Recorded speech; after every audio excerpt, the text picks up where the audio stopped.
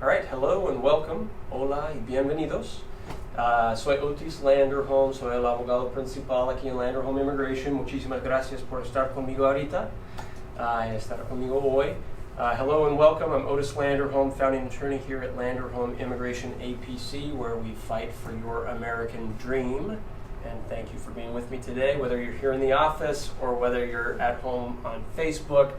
Thank you for being here with me. And we're happy today to do a presentation on immigration and tax. And we're very happy to have our very own Carmen Benedette from San Francisco over here, who's a tax preparer and has helped lots of our clients, and I'm very appreciative to her. And so she'll be helping us out today. Estoy súper agradecido tener a Carmen Benedette aquí con nosotros. Es preparadora de impuestos y ha ayudado a muchos de nuestros clientes a preparar bien sus impuestos. Así que gracias, Carmen, por estar con nosotros hoy. Mi agenda de hoy es básicamente quiero hacer una pequeña introducción de nuestra oficina y esas cosas.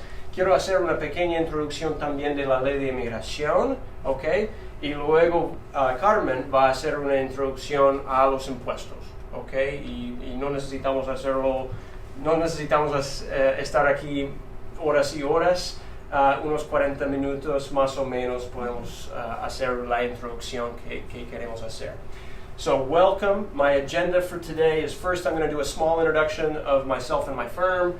Then I'm going to do an introduction to immigration law, just a quick one. And then Carmen, I'll turn it over to Carmen. She'll handle the rest of the show, and she will do an introduction to tax. And it's not going to take too long. We'll be here 40 minutes max. All right? So my introduction. So first of all, I love to just let my clients get to know me, because we have more and more cases all the time, and lots of clients don't actually know me on a personal level. So yes, there's Otis, the attorney. I'm also a family man. My wife Wendy and I have 2 kids. We live in Albany, California. I'm also a bicyclist. In 2005, I rode my bicycle across the United States. It was a great trip. I'm also a traveler. I love travel to other parts of the world. It's a big part of why I do what I do. All right? So, en español, pues me gusta que mis clientes me pueden conocer un poco más, porque ahora que tenemos el firma, ¿ya? No conozco personalmente a muchos de nuestros clientes. Así que para conocerme, soy abogado, soy el dueño aquí de Landerholm Immigration A.P.C., pero también soy hombre de familias. Mi esposa y yo tenemos 2 hijos que tienen 7 y 9 años de edad ahora. También soy biciclista y en el 2005 yo anduve de un lado a otro de los Estados Unidos, y también soy viajero. Me encanta viajar. He viajado a 25 países diferentes, he vivido en 5 países diferentes. Realmente eso es una gran parte de por qué quiero hacer lo que hago. ¿Yeah? Y eso lleva a mi pregunta de por qué soy abogado de inmigración y por qué un gringo, un estadounidense, un blanco, un tipo como yo sería abogado de inmigración. Y la respuesta es porque yo creo en la libertad de movimiento. Y siempre me gusta hacer la pregunta de por qué pude yo viajar a estos países y por qué pude yo vivir en los países subrayados en esta lista y nunca fui deportado y nunca fui mandado a ningún corte y nunca tuve que contratar abogados para luchar mi caso. Nunca fui negado una visa. O sea, fue bastante fácil para mí viajar a todos de esos países. Y mientras aquí está el muro que existe entre los Estados Unidos y México, y las cruces aquí simbolizan personas que han muerto entrando a Estados Unidos. Y es como que, ¿por qué esa diferencia? De por qué es tan fácil para algunas personas viajar donde sea, a cualquier parte, cualquier país en este mundo, y por qué es tan difícil para la gran mayoría de otras personas hacer lo mismo. Y realmente es una desigualdad, ¿ya? Y es por eso que yo quise ir y estudiar leyes, porque quería entenderlo, ¿ya? Y después de entenderlo, pues quería lucharlo. Y aquí estamos, y somos abogados y paralegales y asistentes legales, y estamos aquí luchando para que personas puedan quedarse aquí en Estados Unidos. ¿Ok? Así que eso es todo lo que voy a decir acerca de yo, pero necesito decirlo todo en inglés. Así que I'm going to go back and just say some of this in English really fast. I already talked about this. Why am I an immigration lawyer? All right? So I always like to say that I believe in the freedom of movement, and I believe that people should have the right to travel where they want to go and live where they want to live, work where they want to work, right? Pay taxes where they want to pay taxes, all right? I always ask, like, why is it that I, as really a young man in my 20s, could take a backpack and go move to all of these places and travel and live in the places that are bold and underlined on this list, and I never once was deported, I never once was caught crossing a border, I never once had to pay like some law firm, never once was detained by cops that are outside our window right now. I'll wait for the noise to pass. Oakland, California, love it. So, you know, I always ask this question because for me it's like central. Why is it so simple for some people to travel anywhere on planet Earth, and why is it so difficult for so many other people to do it? You know, this picture shows people who, in crossing this wall between the United States and Mexico, have died, right? And it's like, okay, some people can travel anywhere, and some people die trying. And why is that? And so that question took me to law school. And really, we have a legal system that creates this inequality that benefits certain people with certain documents and excludes or deports or rejects or expels certain other people with certain other types of documents. And that's the legal system that we've created. And so now here we are, and this is our team, and we're lawyers, and we're paralegals, and we're legal assistants, and we fight for the rights of immigrants who are hoping to stay in the United States because we believe that everybody should have the right to live where they want to live. All right? So thanks for that. That's all I want to say about our firm. I want to talk about a little bit about immigration law. Thanks, Andrea. All right. So, immigration options overview. I'm not going to talk about every immigration option that exists, all right? I want to put this in terms of basically, I would call it a ladder, all right? So there are temporary options, like visas, all right? There are temporary options like DACA, like TPS, like deferred action, all right? Typically, I'm not going to say this all the way across the board, typically for visas and DACA and TPS and deferred action, the government, immigration, does not care if you filed taxes or not. Typically they don't. It's not like a requirement. It can be helpful, but typically they don't. All right? There are permanent options that include asylum, which I'll talk a little bit more about. Asylum means protection. Your life is in danger in your country, all right? If you file asylum and you lose, you get deported, right? But if you win, you get permanent status in the U.S. The government doesn't really care whether or not you filed taxes to be eligible to win an asylum case. They're only looking at, are you afraid for your life to return to your country, all right? But it's a permanent option. Other permanent options, though, include green cards, which is permanent residency that asylees and all of the other, U visa holders, other categories can lead to the ability to get a green card. And then lastly, citizenship.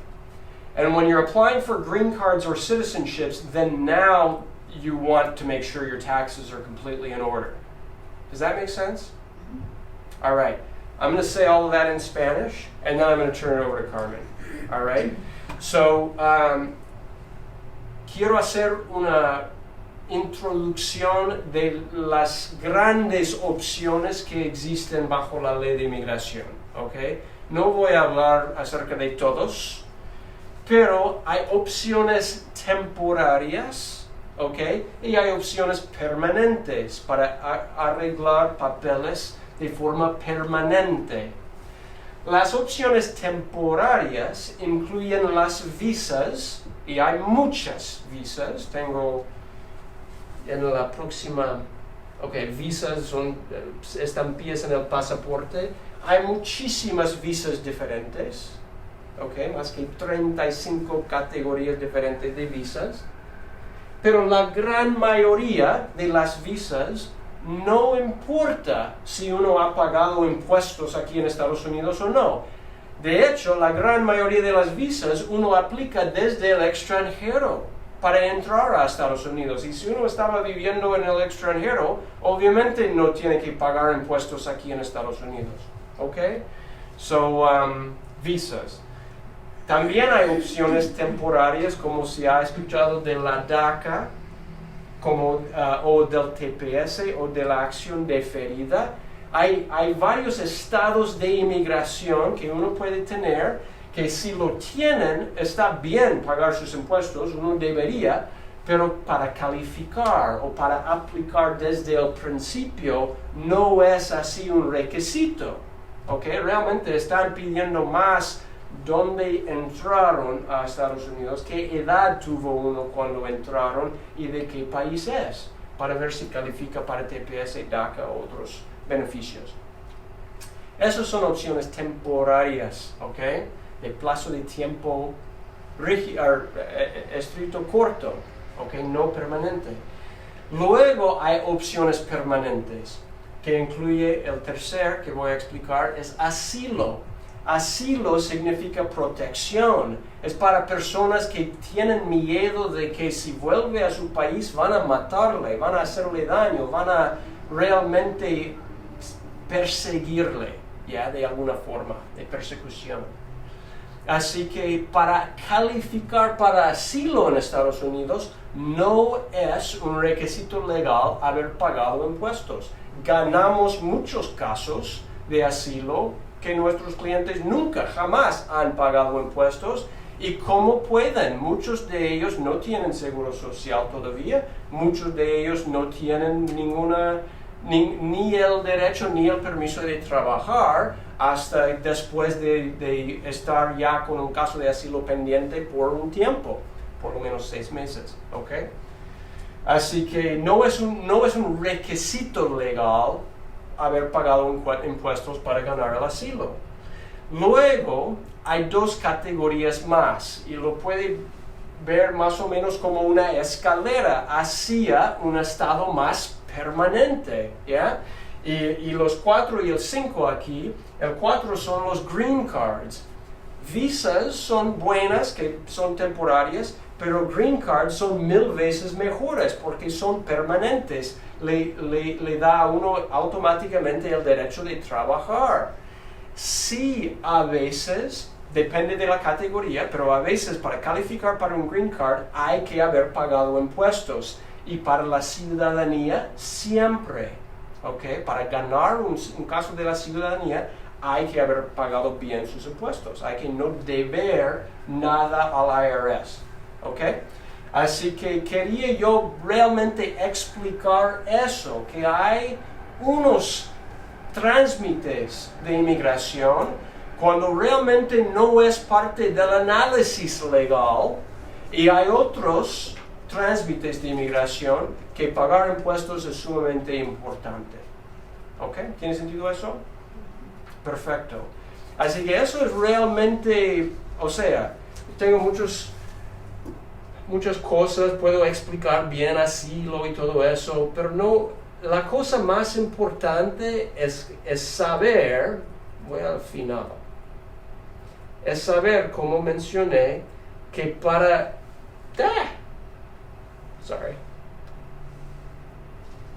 Well, anyway, I'll go back to it.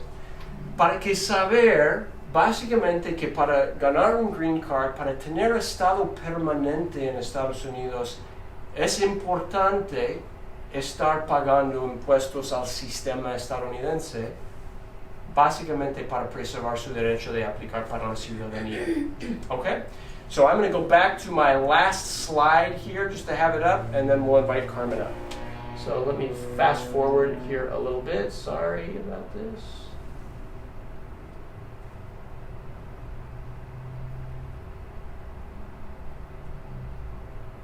Oh, come on.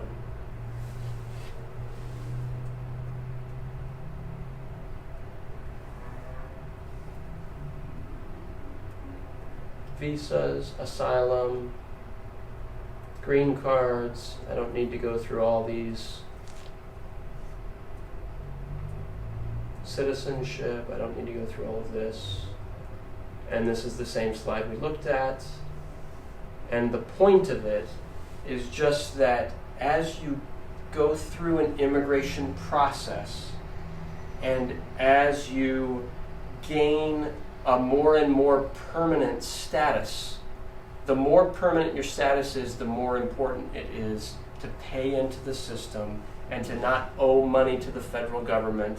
The more benefits you take out from the United States, the better, the more important it will be to pay your taxes. All right? So that's really all it is.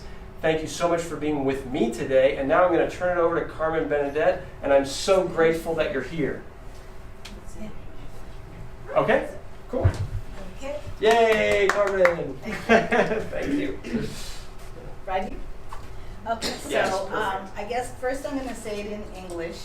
I do taxes in the city. It's a place called City Tax, and I guess I agree with what Otis says. My attitude is when my clients come to me, I put them in a position that if there's any kind of asylum or they give people, green cards, I want my clients to be at the front of the line. Mm-hmm. I don't want them to be not even in the line. So I want them to do everything legally. Mm-hmm. And that's really important because when you come, everybody says, oh, I'm coming for 5 years. And then they're here 20 years later. So if they do certain things correctly, don't drive without a license or drink when they're driving, certain things, but do taxes, then it will not make the situation a little bit better, it will make it a lot better. And usually, when you do taxes, you're in this country. Mm-hmm. You can't say that your neighbor knows you, that works, but the way the IRS functions is that if you do taxes, they know you exist. Mm-hmm. And that's really, really important when it comes, maybe in 5 years you do want to do something, So now in Spanish. So el problema es que esto, lo que es muy importante es cuando vienes aquí, a lo mejor uno piensa, hay muchas personas, hombres que vienen, tengo por 5 años, están aquí 10 años o 14 años. Y la cosa importante es hacer todo perfecto para que si cambia el clima y puedes arreglar papeles que has estado haciendo impuestos. Y cuando haces impuestos, el IRS tiene comprobantes que estás en este país. Y eso es muy, muy importante.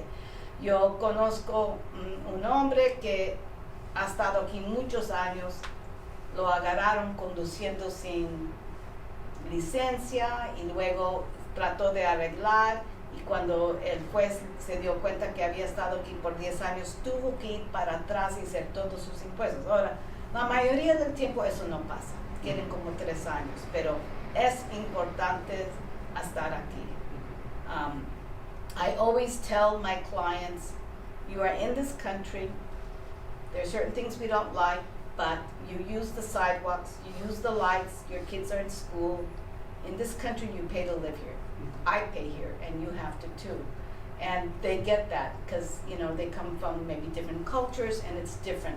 But here, we're accustomed to paying taxes since we were very small. So it's not, we don't go to do taxes to make money. We go taxes because we're required to do taxes. So en ese caso, yo estoy acostumbrada a hacer impuestos por muchos años, pero gente de otros países no están acostumbrados, tienen un sistema diferente. Pero aquí usas las calles, usas las luces, tus niños están en la escuela. nosotros tenemos que pagar por eso. Por estar en este país, yo les digo a mis clientes cuando vienen, no deben tener miedo del coyote cuando están cruzando el desierto. El IRS es que debes tener miedo. Eso es, you know? Y si haces eso, eso respetan mucho en las cortes, you know? So, and what I personally do in my office, a lot of people who come who are undocumented, and one of the things that I do for them is I get them ITINs, and that's an individual taxpayer identification number. They don't have real social security numbers, so they work with false social security numbers, not valid, and they get that number appears on their W-2, but when it comes time to do taxes, they do them with an ITIN, which has as many digits as a social security number, but always starts with a 9, okay? The IRS gives it to you, so they give it to you so that you can file taxes. You don't work with it, but you file taxes with it, you know. So lo que yo hago en mi oficina es, cuando la gente viene, no importa si trabajas en efectivo o con el formulario W2, yo les consigo el ITIN. Ellos van a lo mejor cerquita a mi oficina y consiguen el chueco, ¿ok? Pero después de eso, ellos consiguen el ITIN, lo consiguen para ellos o sus esposas o sus niños. Ahora ya es un poco difícil conseguirlos. Hay una confusión. Ya no hay exemptions, pero eso no quiere indicar que no puedes meter dependes, pero lo han hecho más difícil para conseguir dependes. So, tú puedes meter dependes, you know, y tú puedes hacer los impuestos. Y eso es muy, muy importante. Nunca sabes si te van a parar. Y lo que yo he oído de mis clientes cuando van a la corte, la primera cosa que les pregunta el juez, ¿hacen impuestos? It's very important. Y tú nunca sabes lo que quieres hacer en el futuro. A lo mejor en 10 años sí quieres meter papeles. Y si no has hecho impuestos, es difícil. Cualquier persona puede hacer impuestos. Yo tengo mujeres que vienen, que limpian casas y tienen un papelito que dice la casa en la Valencia, la casa aquí, y me dicen cuánto han hecho porque les hago tener archivos, porque es importante saber cuánto dinero haces. So, ellos los hacen así. Y hay otra gente que trabaja en un restaurante con un W2. You know? So, whether you're a jornalero, which is what they are referred to in San Francisco, people who stand on the corner getting day jobs, you can also do taxes. You just keep track of your income and you put in your expenses and you file. There's no excuse not to do taxes, and it proves that you're here, and it proves that you're doing your fair share, which in this climate is very, very important. So you always work with a false number. The IRS calls it not a valid Social Security number. I call it the crooked number, and they work with that, and then they file taxes with the ITIN, and it's very smooth. You're not stealing anybody's identity. It's a very smooth process. Now they have begun that you have to renew taxes. They're getting a lot of stiffer. So every so many years, they look at the middle digit, and that ITIN has to be renewed, or else your taxes will not be processed. You know. So it's, again, taxes are very important. You have to be careful where you go. You have to be careful that do not say that you're married when you're not. Do not make the mistake of saying mi esposo, which is commonly used I'm Latin American, in the Latin American community, but I always tell my clients that's a legal word in English. So when you're married, you say my husband. If you're not married, he's your better half or your friend or whatever, but it's not a husband, it's a legal word. So you have to be careful when you talk to people. So si eres casado, vale. Pero si no, tienes que decir, porque te van a meter incorrectamente en los impuestos. Tienes que saber eso, tienes que saber cómo hacerlos. Por ejemplo, en mi opinión, si eres un hombre soltero y metes a tu mamá en México, porque ellos pueden meter a gente te cualifica como cabeza de familia, que es mucho mejor que ser soltero. Y lo que es muy, muy importante es cuando vayas al trabajo, no pongas 6 dependes cuando no los puedes comprobar, porque vas a deber. ¿Okay?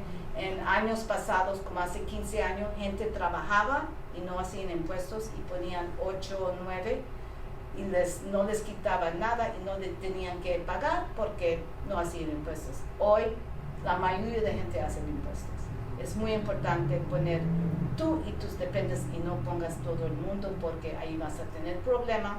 Si no los puedes comprobar en los impuestos, vas a deber mucho dinero. So it's really important, and a lot of employers do not educate people about exemptions at work. Now it is a lot harder to get ITINs for people in Mexico, which is Canada and Mexico are the only ones that can. Everybody else, though, has the right to put in a spouse or a husband. So if you're from Peru, or if you are from Spain, or whatever country, the Philippines, you can file married if you're married. If she doesn't have a social security number, you get an ITIN for her. It makes a big difference because the standard deduction, which lowers your income, instead of being, $1,200, $200 for a single person, it's $24,400. So you end up not owing money. So you need to know, though, that everybody can have spouses on their taxes, but only Mexicans can have dependents. So don't get carried away with too many exceptions, even if you're from Guatemala or whatever, because you will end up owing. So basically, I just think you have to walk a straight line, because you never know how it's going to, what you're going to do in the future. Always have that other option. That's it. Cool, that's awesome. Question. Yes. Question. So if I'm como el jornalero, just working with my own business, selling or gardener, fruit or something, or a gardener, something like that, and I come in, can you describe a little bit the process of getting an ITIN, or how do I pay my taxes the very first time? Okay, so when you work, first in Spanish. Sure. Okay.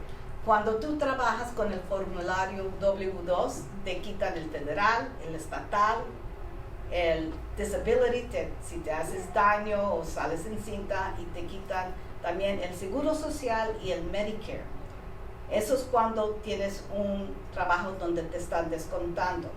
Si tú trabajas en efectivo, que puede ser con billetes, ¿okay? O puede ser que trabajas por alguien y te da un cheque personal y al fin del año te da un formulario que tiene solamente una cajita. No tiene muchas cajitas donde te están descontando. Solamente tiene la cantidad bruta que has hecho. Pues, si te dan ese formulario, el 1099 miscellaneous, no puedes mentir de cuánto dinero has hecho, porque eso se va al IRS. Ellos saben que has hecho 20,000. Si tú eres, por ejemplo, un jardinero, tú puedes decir, esto es cuánto yo he hecho.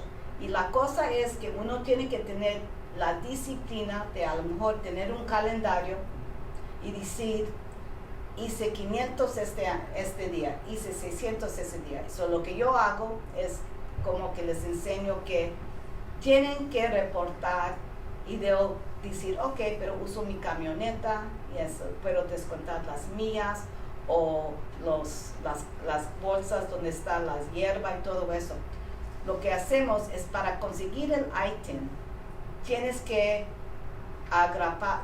meter al mismo tiempo la aplicación del ITIN. Haces eso y tienes que comprobar 2 cositas: la ciudadanía y la identidad de la persona. So, por ejemplo, un mexicano va a meter la credencial elector y la acta. O si están en los Estados Unidos, la matrícula y la acta.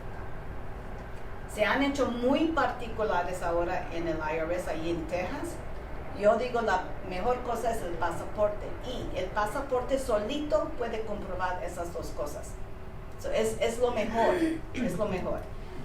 Y se mandan los impuestos al mismo tiempo que se mete la aplicación de ITIN, va a Texas, te dan el número, te regresan en un sobre los documentos, en otro sobre tu ITIN, y luego mueven tus impuestos para que lo procesen, ¿ok?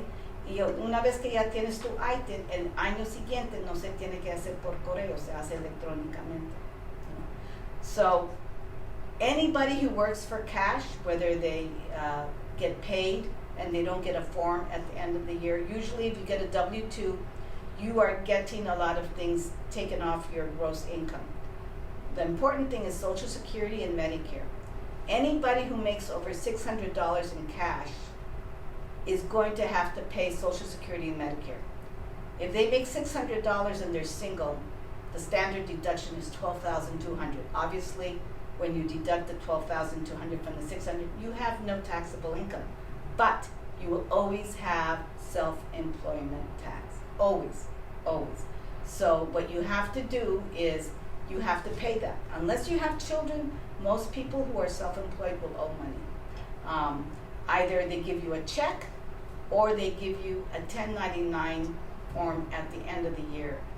And that's a big issue, that when you go to work for somebody, you have to ask them, am I going to get a 1099 miscellaneous?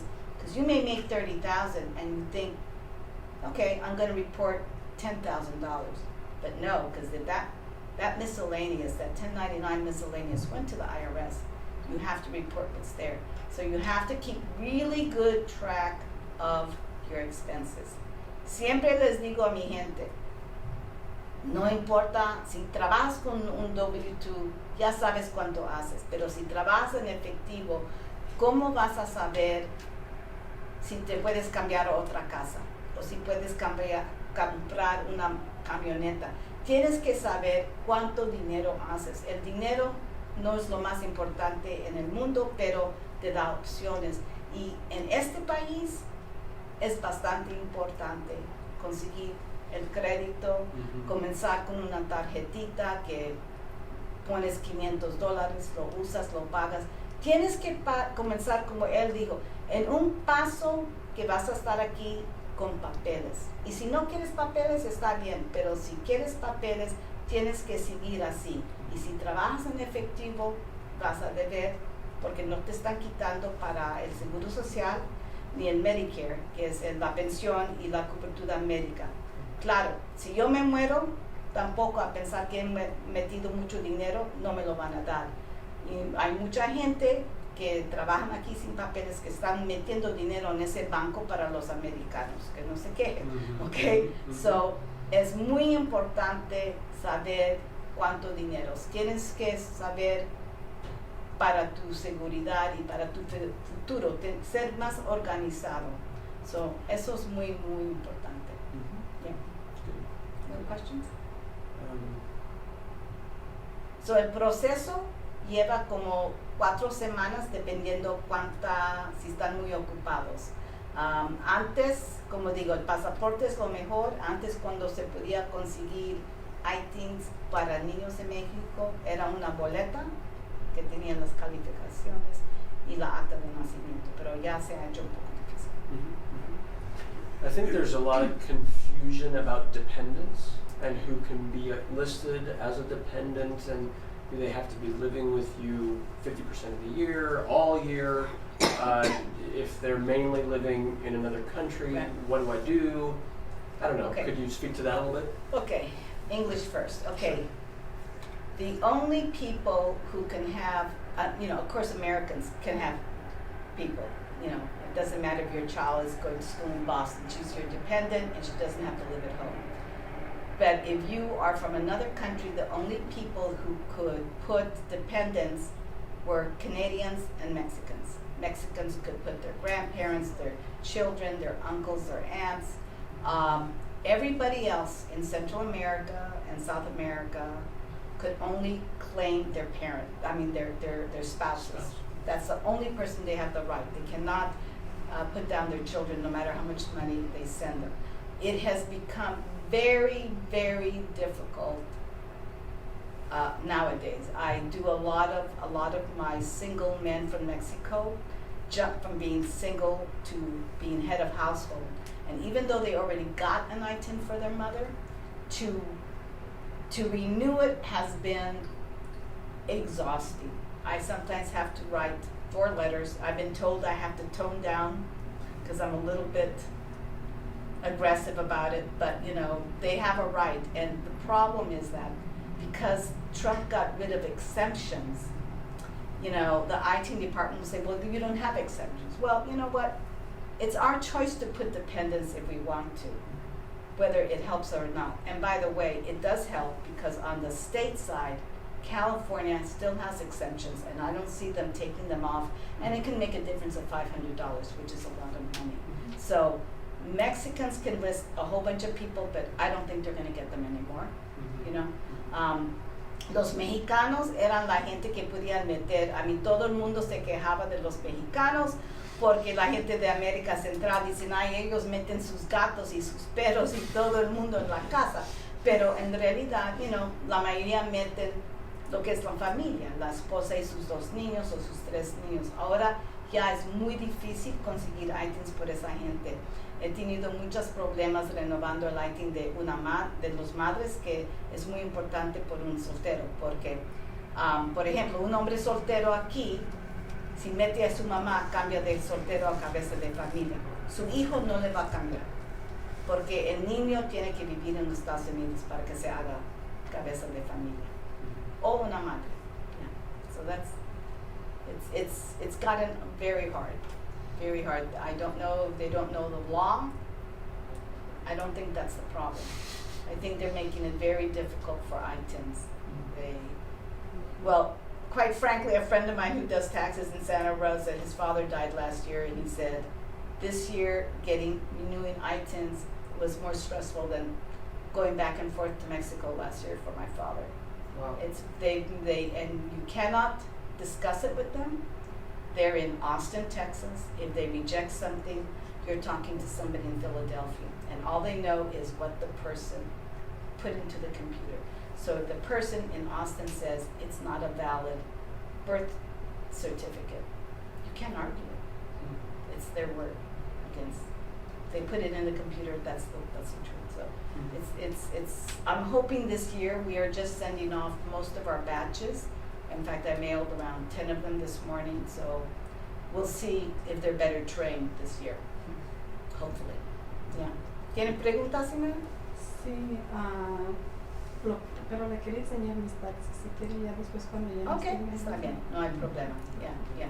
So, yo creo la más cosa importante es hacer impuestos. Si no haces impuestos, no estás en este año, en este país. Y a lo mejor te agarran y te van a preguntar si has hecho impuestos. Y no queremos que tengan razón para criticarnos, you know? Y tener cuidado cuánta gente metes en el trabajo, en tu W2, eso es muy importante. Y tener mucho cuidado con quién vas a hacer los impuestos. Si alguien te está diciendo que te va a conseguir 5,000, a lo mejor suena bien, pero no es legal, la mayoría de tiempos. Y la cosa muy importante es esto: si estás casado con una persona, están casados y él tiene un seguro social y tú tienes ITIN, si lo hacen separados y tienen niños, consigues un crédito muy grande, Earned Income Credit. Pero en realidad, si están viviendo juntos, no pueden conseguir ese crédito, porque los dos padres tienen que tener el seguro social bueno. Y puede ser un crédito de $5,000. So, si los haces separado, el IRS ya va a saber por qué lo estás haciendo, para conseguir ese crédito grande. Pero si los haces con tu esposo, ya no cualificas. Pero lo que le digo a mis clientes es, si no consiguen 5,000 este año o el año que viene, no importa, porque ¿cuánto quieres pagar por un ITIN bueno para tu esposo? Vale hacerlo juntos y no conseguir ese crédito grande. Eso hay mucha gente que les dicen que no, que lo hagan, y es problemático. En total, cuando van a arreglar papeles, se tienen que enmendar y deben como $15,000. That's really important. Mi papá vive con nosotros desde hace como 15 años, pero nunca hemos puesto como depende. ¿Será que lo podemos poner? Lo pueden meter, sí. Pero él no tiene el IT, ¿no? Ya, el problema con alguien que vive contigo es como él no trabaja, y es anciano, no va a la escuela. So, por ejemplo, si tú tienes una niña que vino contigo de tu país, puedes mandar la acta, puedes mandar las calificaciones de la escuela, puedes mandar algo del doctor. Yo mando todo. Yo mando cuando hay un niño, yo mando, y por ejemplo una pareja de Guatemala, yo mando los papeles cuando los agarraron, cuando los dejaron ir. Yo mandé la tarjetita del estudiante, yo mandé muchos comprobantes, y sí consiguieron ITIN, pero llevó tanto tiempo porque lo tuvimos que hacer 2 veces, que en fin ya tienen su seguro social ahora, después de todo ese trabajo. Pero ya es difícil meter a tu papá, yo pienso sería difícil. Porque él vive aquí con nosotros. Y en realidad no te va a ayudar en el federal, ni te va a dar $1 más, pero en el estatal sí te va a ayudar. A lo mejor 300. Tuviera que ver cuánto dinero hace. Pues muchísimas gracias. Okay. Thank you. Welcome. Yeah.